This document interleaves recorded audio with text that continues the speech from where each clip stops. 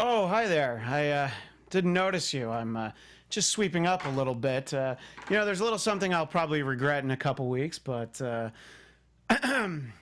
baseball season's underway.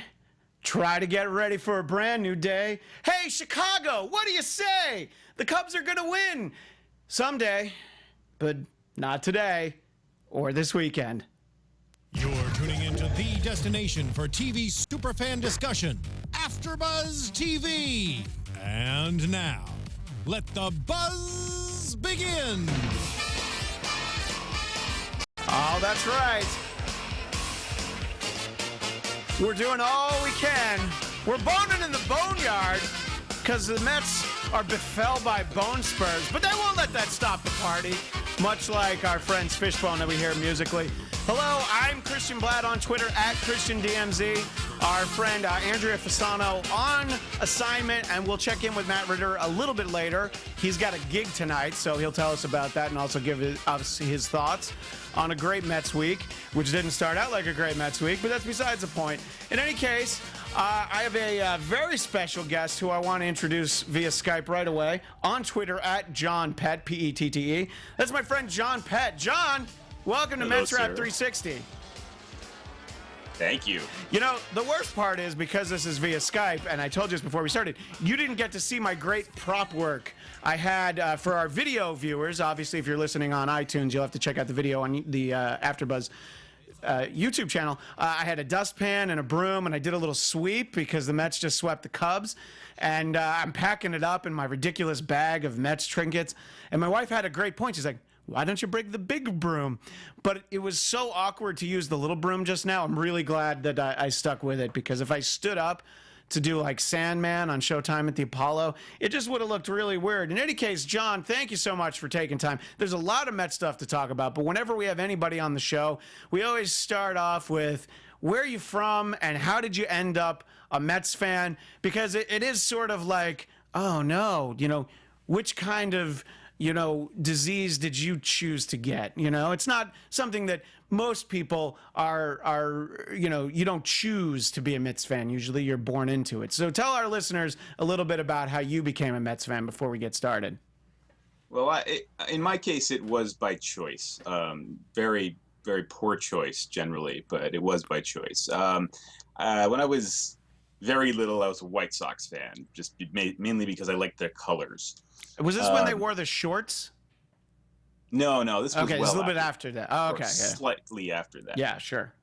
But about 1984, I got swept up in New York in the Gooden thing, and the family was also mainly Mets fans, and I went that way. Makes sense, and we've talked about this a few times on the show. It depends on how old you are. My brother's 5 years older than me. When the Yankees were in the World Series in the late 70s, he was sort of paying attention and collecting baseball cards. But when we were in elementary school, the Yankees weren't in much of anything. So there was a lot more buzz about the Mets. Besides, they had that great advertising slogan, "Bring your kids to meet our kids." So obviously, that's, even though we didn't go, that somehow spoke to people that were, around our age, 9, 10, when the Mets won a World Series. And you have sort of an interesting wrinkle. A lot of people, they go off to college and you're in a different city, so you get a little bit more diehard about your team because you're surrounded by people who are fans of a different team, sometimes for the first time. But talk about how in fourth grade, you shipped off to Tokyo and how that kind of all of a sudden made the Mets a lot more important because they were so far away. That's exactly what happened. When you go overseas, and particularly at that point in the old days, pre-internet, I needed to stay in touch with the States, and you never get nearly as patriotic as you are when you're away from home. So I became more of a New Yorker than I had ever been when I moved to Tokyo, and the sports loyalties came with that. So I was a Mets fan when they won in '86, but I didn't see it. No. And did you get to listen on the radio? Was it on like the Armed Forces radio service, or you just got to... It was on that. Yeah. But I was in the 5th grade and in school. In school at that moment, yeah. Yeah. No, I, was sort of, as people who know me know, being a Mets fan has a lot to do with being friends with you. That time I got definitely caught up in it because of the wonderful Z100 Z Morning Zoo. They would talk about it in the morning, and I'd be excited. So that was how I found out what would happen in games, because I wasn't staying up that late. I wasn't allowed. And I think that was before I had a TV in my room. But anyway, that's more of a personal thing. But that's how, you just end up getting a lot more diehard. And you get the World Series in 5th grade, and that was a great team. And you're like, all right, well, we'll be back. We'll get some more, right. And you got the NLCS in 1988. Were you back for the NLCS that year? Yeah. I was, and I was more wrapped up in that than any other sporting event that had happened in my life to that point. Well, we don't really have to talk about the way that panned out, but that's. But that was my first taste of the true crushing disappointment. Yeah. Which there's been much of since then, because John is he's a Mets fan, a Jets fan, like so many people are, and you don't really follow the NBA, but it doesn't matter because it's not like the Knicks have rewarded anyone, so you're just saving yourself some time. You did have the Rangers our senior year of high school, I remember that. And I listened to that one. Yeah. And, you're not a Giants fan, but they did beat the Patriots twice in the Super Bowl, so you kind of get some level of satisfaction out of that. But anyway, so we started with a great song, Fishbone, Bonin' in the Boneyard, and that's because there were reports earlier in the week. The big story at the beginning of the week was, bone spurs for Steven Matz and Noah Syndergaard. Syndergaard looked great today, not his previous start. Matz looked all right, but are you concerned about bone spurs? Because I'm sure you've read up about it more than you ever thought you would have read about bone spurs in your life.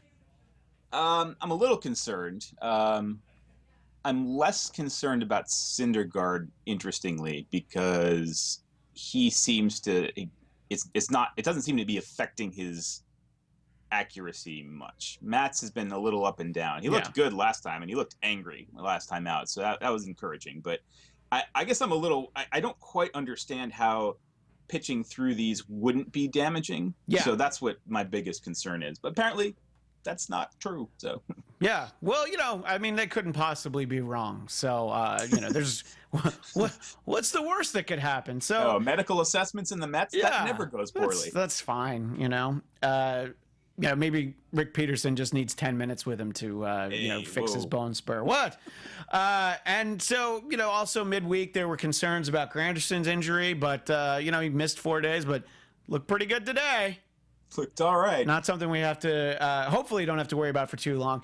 Something that wasn't getting a lot of press, but I heard rumors. What do you think about the Mets making a deal for Yunel Escobar, who is tearing it up for the Angels? Someone I've never enjoyed, because I've almost always had him on my fantasy team because he's available every infield position, and I think sometimes, some years, he even qualifies in the outfield. I hadn't. It's gotten so little press outside of where you are that I didn't hear about it at all until you mentioned it. And then you kind of looked, and you were like, "Oh, okay, I guess." So, yeah. So, what do I think about it? I'm not sure.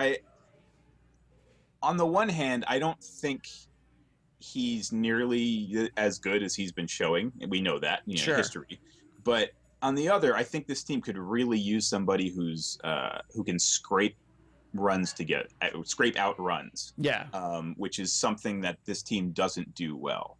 It's the worst batting average with runners in scoring position by a lot, and actually historically low.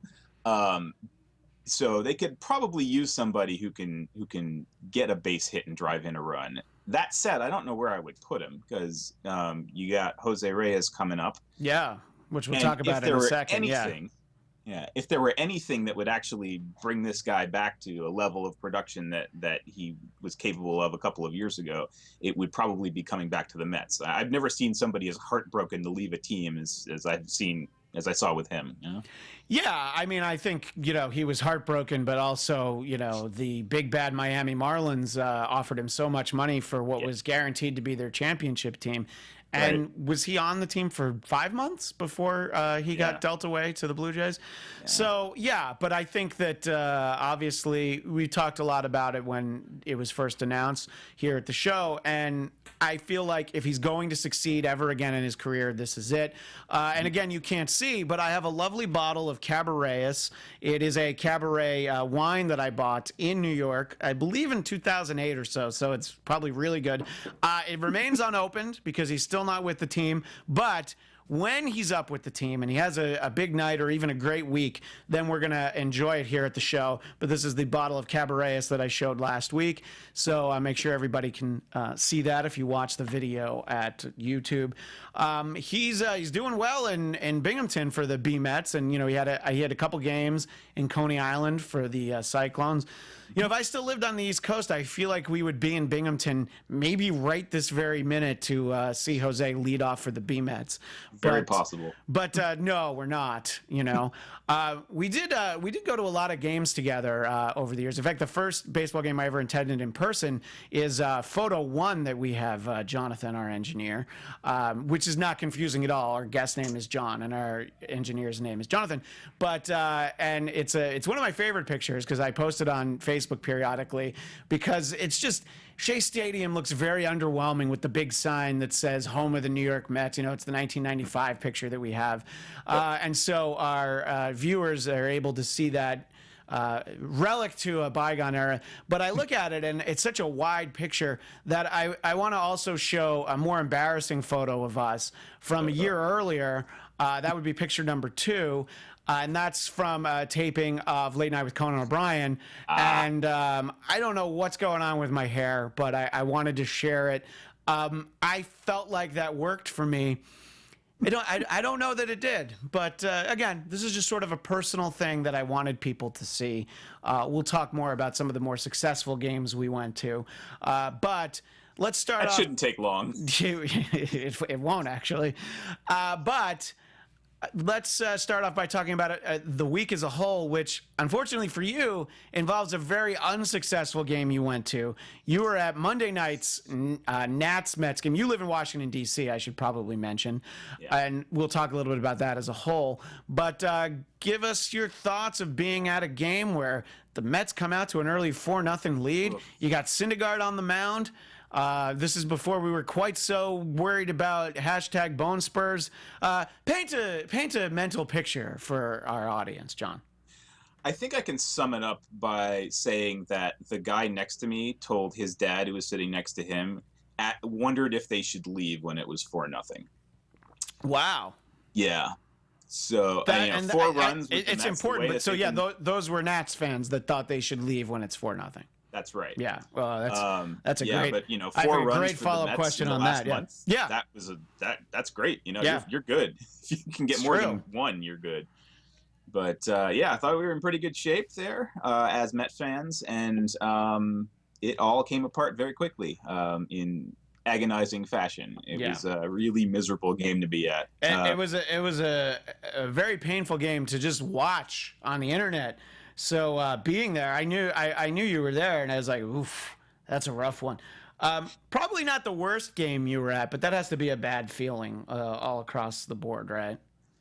Yeah, it was an unfortunate game. It's actually, you know how I've made you suffer through some horrible ones because I never leave early.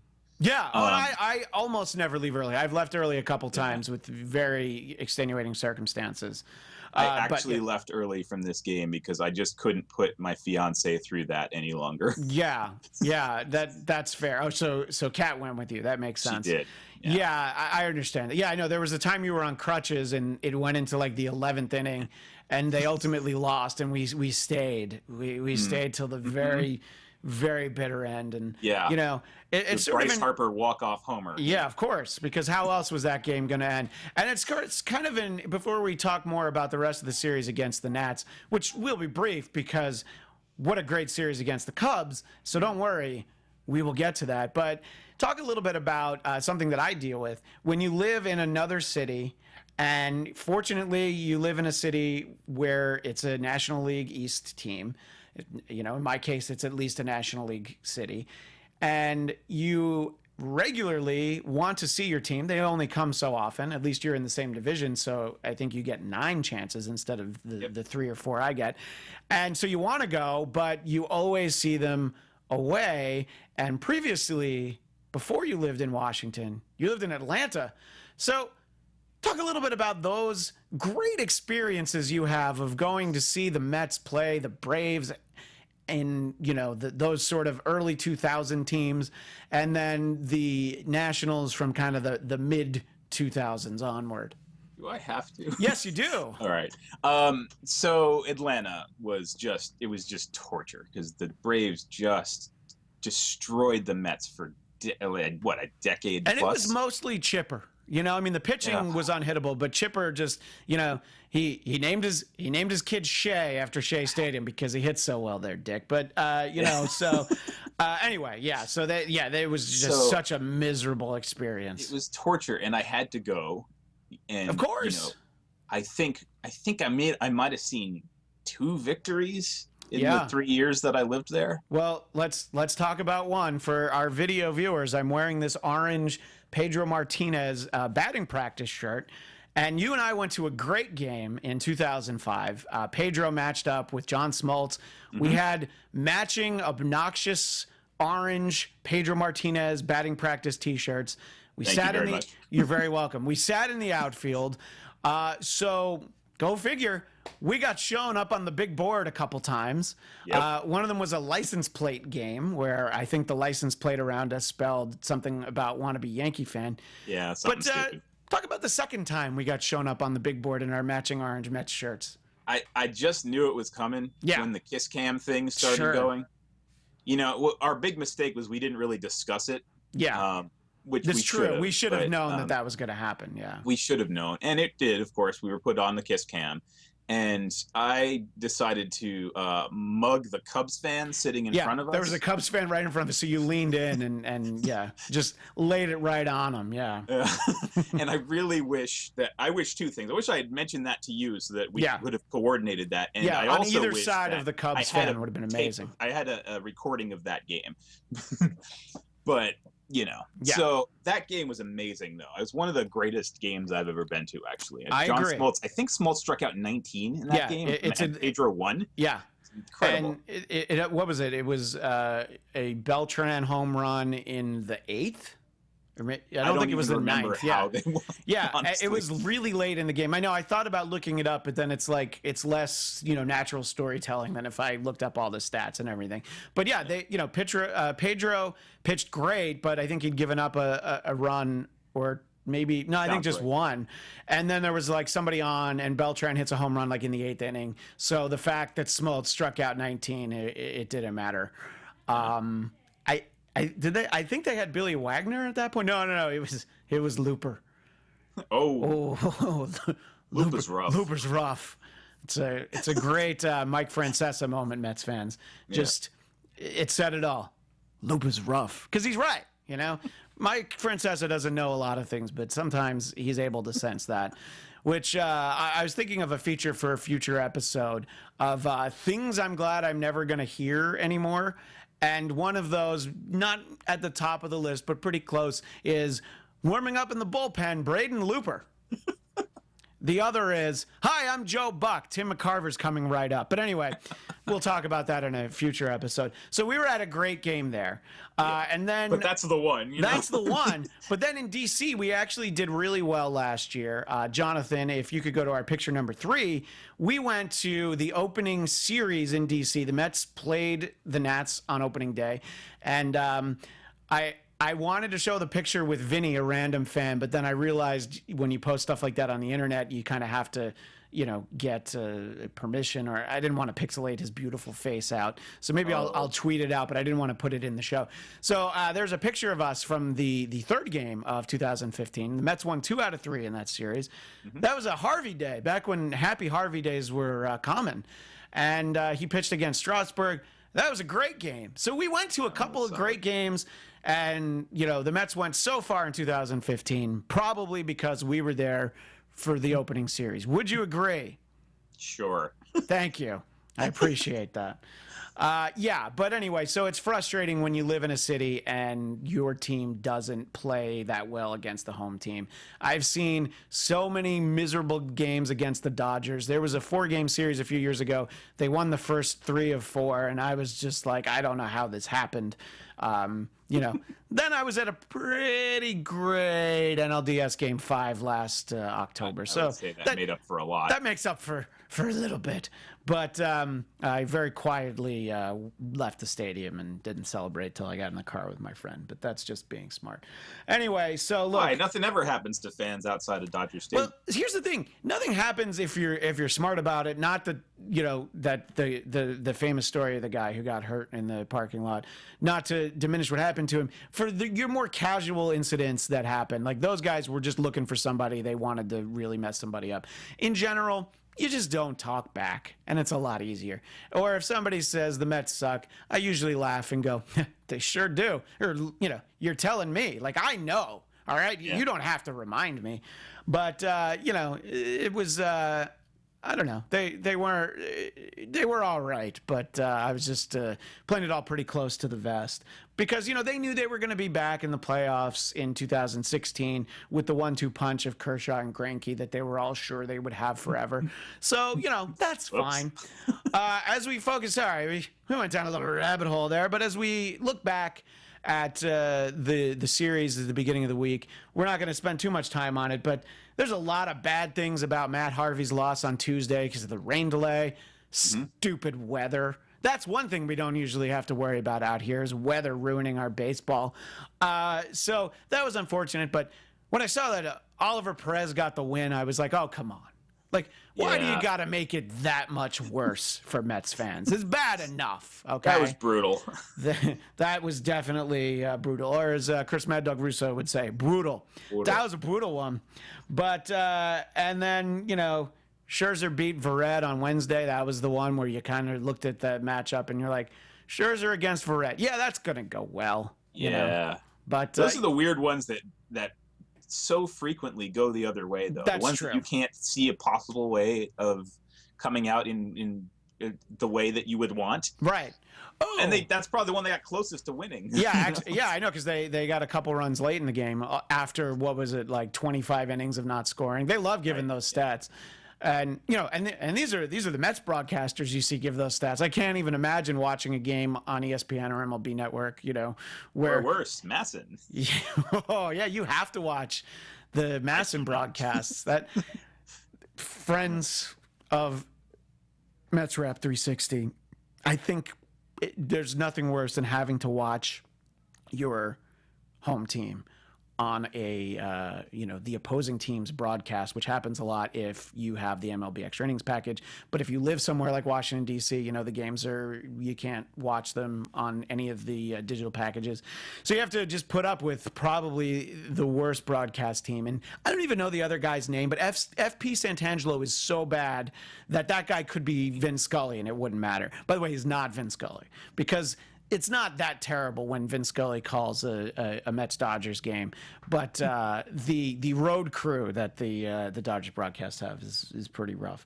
But anyway, so yeah, they came pretty close in that Wednesday game. And to kind of transition to the good part of the week, that the part that you look at and you go like, all right, look, the Cubs are just running away with everything right now. Best record in Major League Baseball.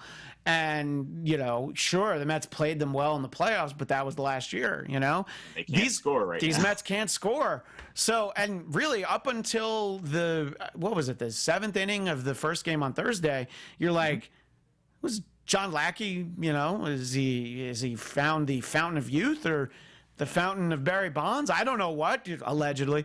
And he looked good. And, that was something that we hadn't seen a lot of this year, a come from behind victory. The Mets string some hits together. They score some runs. They look good late in games. And it was great. And that was a good feeling. And they really didn't look back the rest of the series, The Friday game was preposterous, but then this one was also more preposterous. And that's the thing, too, is you look, and we talked about this last week on the show, John, that, look, if you can split the series with the Cubs, that's great. You know, maybe win at least one from the Nats, but sweeping the Cubs was also, to quote Mike Francesa, huge. So give us your thoughts a little bit about that series, John, how it unfolded, and I'll go into some of the specifics, but just a sort of a general feeling. I'm speechless. I'm probably I'm the wrong person to be on right now because I don't know what I can say about this. This was really kind of out of nowhere, and they picked up right where they left off in the playoffs. Yeah, I know. It seemed like each game got more and more convincing. You know? Last year in the regular season, the Cubs swept the Mets 7 games, and now the Mets have beaten the Cubs 8 straight games, which is crazy. And, you know, the 10-2 Jason Hamill game is kind of the one that I predicted. Because I remember, like, okay, that's the one, you know, DeGrom, even if he's a little shaky, which he wasn't, even if he is, I feel like they can get that done. Yeah. But, you know, and, you know, what happened in that game? Oh, yeah, Nimmo with the 3-run home run. He had a great catch. He'd gotten his first MLB RBI. I don't know why I think there was too many letters, abbreviation. MLB RBI. I think I was probably gonna, you know, string those together if I wasn't careful. I don't know, and that was great. I was very excited, and I don't know what the word Nimmo means, but I'm pretty sure it translates into Conforto who? So, look, Nimmo's looked great, and that series, those first couple games were fantastic. And then yesterday, Jake Arrieta, you know, they caught him at the right time. He's been a little shaky the last 3 or 4 starts. Yeah, he's struggled. Yeah, I mean, he'll probably be great in 2 weeks when they're at Wrigley, which is what I was talking about when I said I might regret my little song at the beginning, not just because I'm a terrible singer, but because, you know, the Mets are going to be in Wrigley, be at Wrigley early in the post-break part of the season, the second half, as it were. So, you know, that might not go well. Arrieta will probably pitch well then, but yeah, he didn't look good, and you know, Madden kind of yanked him a little bit early, and you know, only because he probably would have given up 5 or 6 runs if he'd faced a couple more batters. But that was great. Cologne pitched just as well as he needed to, you know, and that's what we want out of the guy who says he's 43 but might be 53. The guy who has 2 families, might have 4 families allegedly. We don't know. We don't know what he does, but he's great. He's big, sexy. We love the guy. Today, and you got to see him hit a homer. I did. I got to see him hit a homer in San Diego. I was very excited about that. I told Felix, my almost 1-year-old son, that he saw Bartolo Colon's first, last, and only home run. He might pitch another 10 years. I still feel pretty confident about that. But today's game, let's talk about today's game. I mean, John Lester, or as our New England friends say, Johnny Lester, didn't have it. And I did write down some stats because these were striking. So he had a great month of June. In 44 2/3 innings pitched in June, he gave up 7 earned runs in those 6 starts. Well, today, in 1 1/3 inning, you guessed it, he gave up 7 earned runs. Should have been 9. Should have been 9, I agree.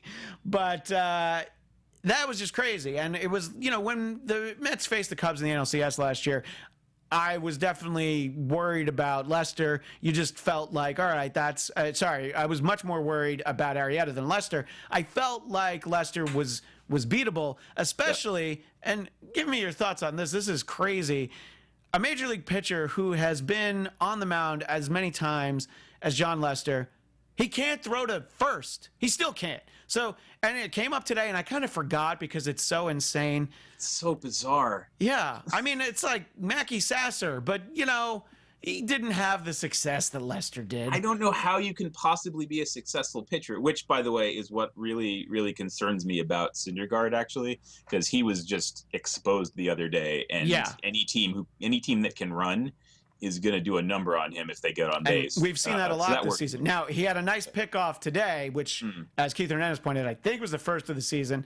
But, you know, work on that a little more. You know, maybe tweet a little bit less. I don't know. But I do enjoy his presence on Twitter, so it's hard for me to say that. But, you know, work on that pickoff a little more.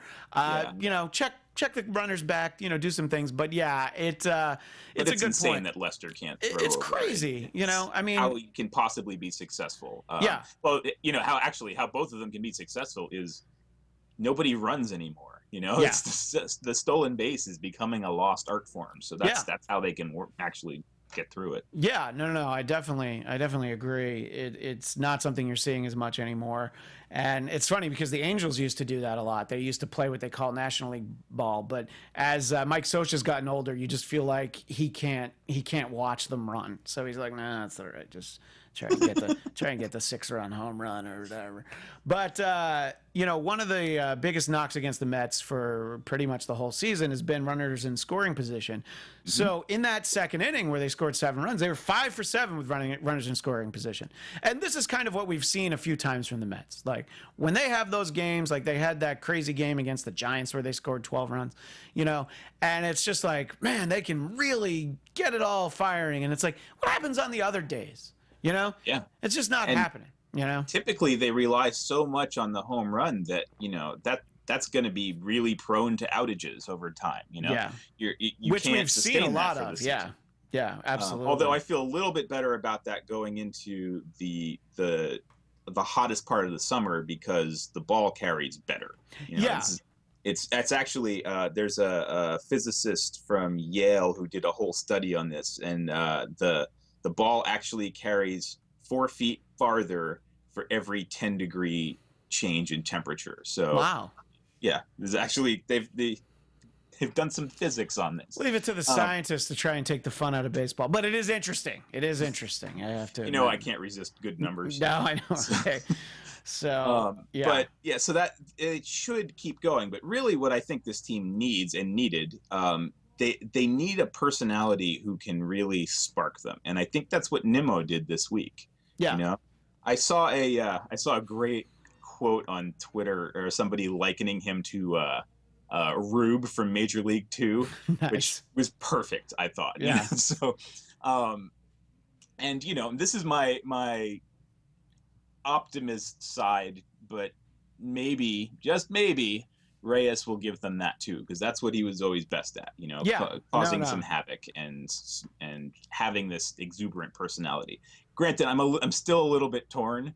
What with the whole domestic violence thing, but and we talked about that, how it's tough, but I don't know. I just enjoyed watching him play so much. So much, yeah. I mean, he really was my favorite player for a few years there, and I have a jersey that I'm hoping I get to wear again. I actually wore it on the show a few weeks ago, and I'm like, hey, I saved it. So in our final few moments here, John, one of the things I wanted to talk about is you and we have talked about games we went to that were maybe tough to sit through. Now, 2 games we went to that were losses were a lot of fun to be at, hugely disappointing, but we went to a couple games a couple of World Series games, not the one they won. We were at games 4 and 5, and our viewers on YouTube see a photo of you and I with Marlin Man and Cowbell Man. They're public figures. I felt like that was fine to put up there. And that was so much fun to be at. We sat with the 7-Line Army. Shout out to the 7-Line Army. We get one in at least once per show. And I don't know. That was, in terms of games the Mets lost, that was probably the most fun loss I've ever been at, for sure. Definitely. The next night was not as fun. No. And not just because of that idiot woman who was trying to get us to do the wave that I just lost it.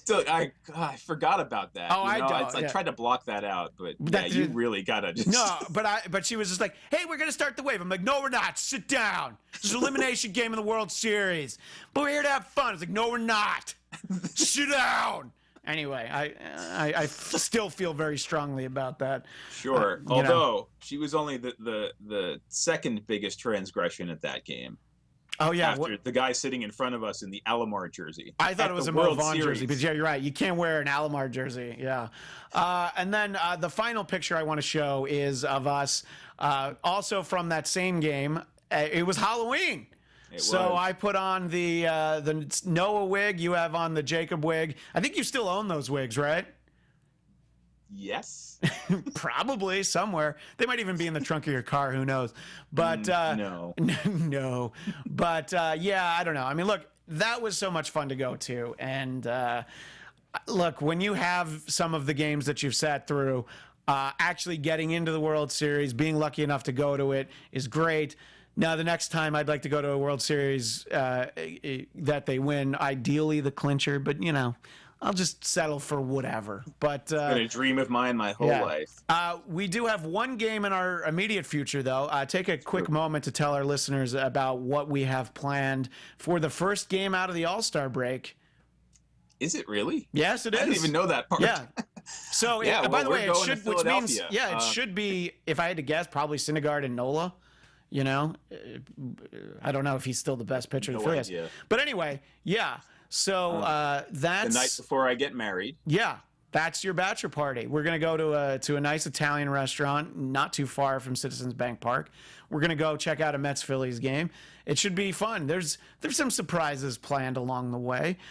We're going with strippers. No, we're not. We're going with two close friends of ours, or who will be dressed. Please let the Bjorn Holmes keep their clothes on. They might be dressed as strippers. They might be using those wigs actually from the earlier Syndergaard DeGrom photo.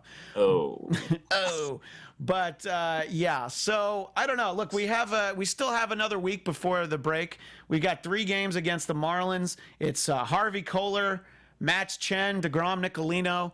You feel okay going into that, but you feel okay with lots of matchups. The thing is to not embarrass yourselves heading into the break. 4 games at home against the Nats, and we should get both Strasburg and Scherzer. But And Giolito. I was gonna say we're gonna get Gio this time, right?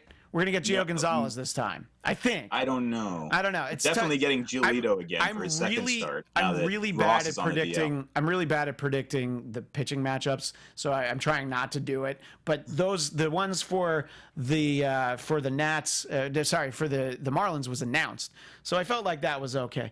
Anyway, so how do you feel about those last 7 games heading into the break, considering, of course, that the Marlins are playing a night game right now, and then they'll be for an afternoon game at Citi Field tomorrow? That could help. Oh, that's cool. Yeah, right, exactly. That's helpful. It's very helpful. I'm always extremely trepidatious when it comes to the Marlins. They have always done a number on the Mets, no matter how good or bad they are in a year. So I agree, yeah. They worry me. I think these next 7 games are totally critical, because if the Mets come up short, they could be looking at 7 or 8 games out at the break, and that's a bad place to be. So. Yeah, and entrenched in 3rd place because the Marlins are sort of just sitting there, kind of vying for the wild card, just like the Mets are. Mm-hmm. So it'll be an interesting week, but I'll enjoy catching our breath as we head into the break, and of course, the game that we're going to go to in Philly, which is a fun place, sort of. What could possibly go wrong? But the best thing about being in Philly is that there are so many Mets fans in South Jersey that it's so much quicker for them to just go to Philly than to go up to Citi Field. So, I'm counting on us sitting somewhere with a strong Trenton contingent. That's helpful. Yeah, because then it's more likely that one of them gets punched. Yeah, which is helpful. Right. I figure we're okay as long as I'm not the one who gets arrested. Then we'll be all right. Yeah, I think Adam and Jared, one of them. Actually, Adam shouldn't because he's driving. But anyway, we'll figure it out, and I'll have a full report after the break. Anyway, John, we appreciate you spending some time here on Mets Wrap 360. Plenty more Mets stuff to talk about, so I feel like we'll have to have you back on down the road when we've got the whole gang here. But I will talk to you very soon and see you soon. And that's at John Pette, P-E-T-T-E on Twitter. Yeah, that's right. You have a media plug, and I just got it in. One final thing. Who was your player of the week? I knew I wanted to ask you something. Who do you think was the best? You told me who yours was, and unfortunately, I have to say the same. That's all right. Say it, and I'll just be like, yeah, me too. I really think it's Nimmo, just for what I said before, because he really just sparked this team during those several days. His excitement and energy seems infectious. Like it was oozing through the screen while I watched. He had that huge smile. Seems like a goofy great smile kid. after the home run. Yeah, in the dugout. It was amazing. I think he's still smiling from that home run. So I am. Yeah, I agree. I loved seeing Nimmo. I hope Conforto is productive down in AAA, and he comes back too. Having them both on the team is I think only an asset, especially when you have so many older players. So yeah, I agree. Nimmo's my player of the week. Anyway, so thank you, John Pette, and we'll talk to him again soon. And in a moment, we'll be joined by our other co-host, Matt Ritter. But our absent co-host, Andrea Fasano, on Twitter at Andy Fasano, ANDIFASANO, she picked for her player of the week, James Loney. And at the point when she picked it, he had 2 home runs and 5 RBI, because I texted her kind of in the middle of the week, and I was like, great, that sounds good to me. This was kind of in the pre-Nimmo era. While we wait for Matt, just a couple things to let you guys know. You can follow us on Twitter at ABTV Mets, and you can follow Matt Ritter at Matt Ritter1. Matt, welcome back to your show that you do, usually right down there at the seat I just pointed at. Matt Ritter, welcome to Mets Wrap 360. What did I miss, guys? What did I miss? You missed it. You know how last week we said that was the best week of Mets baseball since we had started the show? And look, this past week had a really ugly stretch, but you go 4-3, and that 4 is sweeping the Cubs, who everybody was anointing, World Series championships in spring training. That's a pretty good feeling. Would you agree, Matt? Guys, I can only echo the sentiment of those 2 guys from Zamunda when they ran into Eddie Murphy in Coming to America in the bathroom. This is the greatest day of my life! Of my life! I think that's a great point, And when I was talking about the Mets losing to the Braves, I posited the idea, if you lose to the worst team in baseball, does that make you the worst team in baseball? So now I have to ask, kind of knowing the answer, but it's a good feeling at least. If you beat the best team in baseball, does that mean you're at least capable of being the best team, better than maybe we gave them credit for? Or is it really going to just depend on how it all plays out, Matt? If the Nationals had lost any games during this stretch, I might have been like, yeah, it's great. Oh, great. We are the champions. We gained 0 ground. No, we gained 1 game because they lost in late extra innings, 9-4 to the Reds on Saturday. But yeah, I know we should have, would have been great to gain a game or 2 or whatever, but they gained the 1 game. So, but I know what you're saying. I'll say this. The shine is off the Cubs, but I was never worried about the Cubs. No, I wasn't either. Yeah. Yeah, I mean, it's, I don't know, you kind of see a lot of the shortcomings that the Cubs have, and, they did what they need to do, which is beat up on bad teams, and there are a lot of bad teams in the NL Central. I mean, even contending teams like the Cardinals can be beaten pretty easily compared to years past. So, yeah, I'm with you, but it was just the way that they just got battered around by the Mets was so impressive. And I have to admit, it felt good. Usually a week of Mets baseball has some peaks and valleys, and you try to enjoy the peaks. But this was a good feeling. I'm glad that this came after the sweep by the Nats. But I just feel good heading into next week. How do you feel heading into the All-Star break? Listen, I feel tremendous. I feel, first of all, a lot better that the bats have woken up going into, a series against Miami, which, we shouldn't fear them, but they're playing well. I feel like a lot of individual players on the Mets have regained confidence. I mean, it's nice for us to look at the team as a whole and say, oh, their confidence is back. But really, it's about each individual player having confidence. I mean, you look at, obviously, starting with Flores. I mean, he feels like a starting third baseman in Major League Baseball now. Yeah. And then you got Granderson.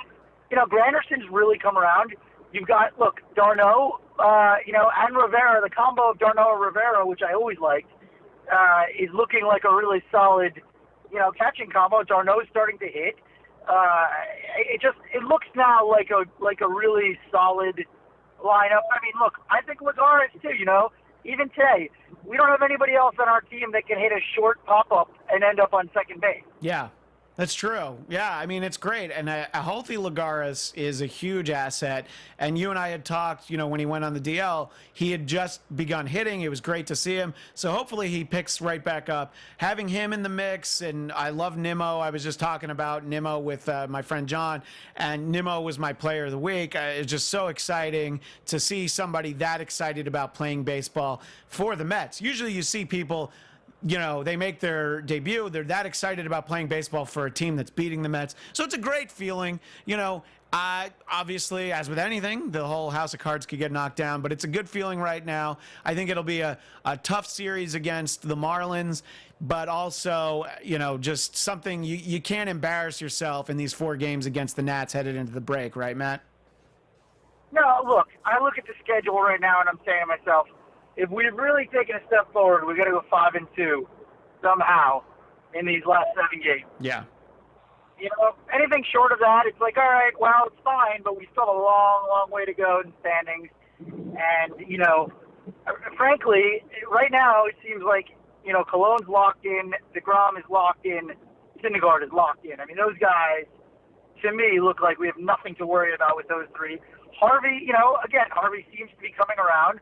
Yeah. We don't know what's going on with Matt's elbow, but presumably he's going to be fine. And, look, at the end of the day, over the course of, the first half of the season, if you're looking up and you're going, okay, we're 44-37 through a first half that was plagued by injury, Yeah. you got to feel pretty good.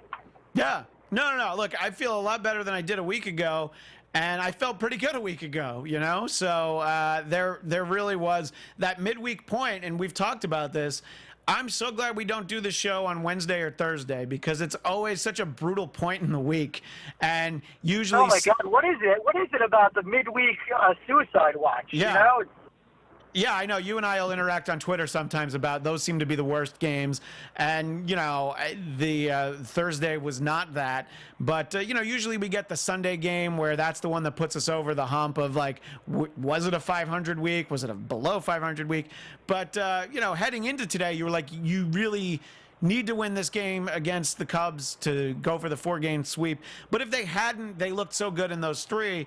But I was greedy. I wanted it. I was glad we got it. And I agree with you. I think we need to see a 5-2 week headed into the break.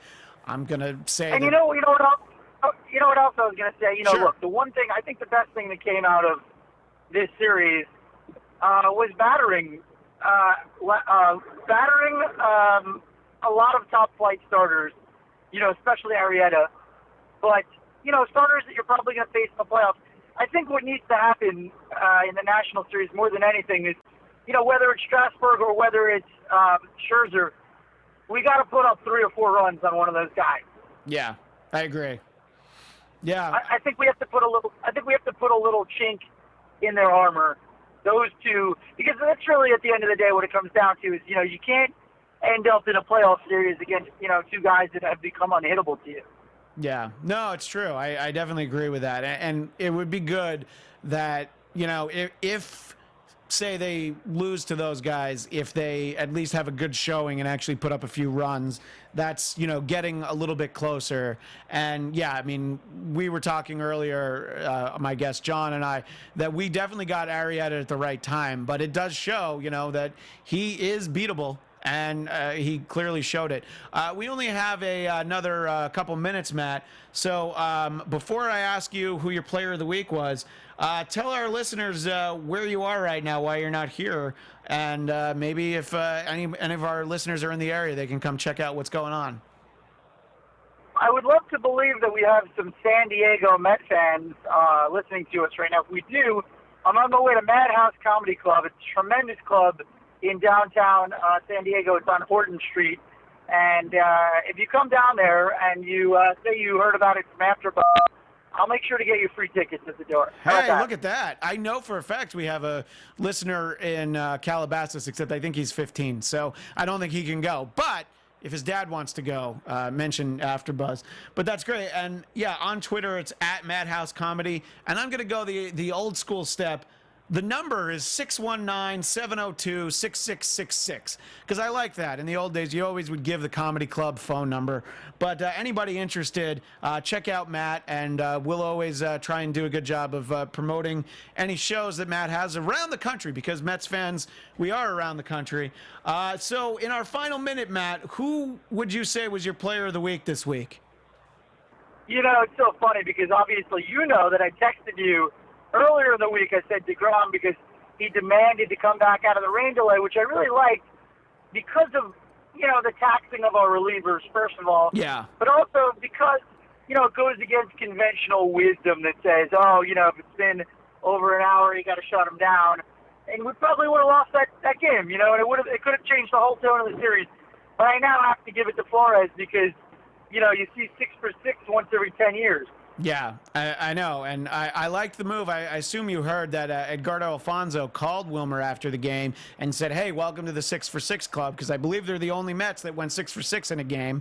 And, you know. I remember that. Yeah. I remember that. So that's great. And listen, I want to say this one thing before I get off about Flores.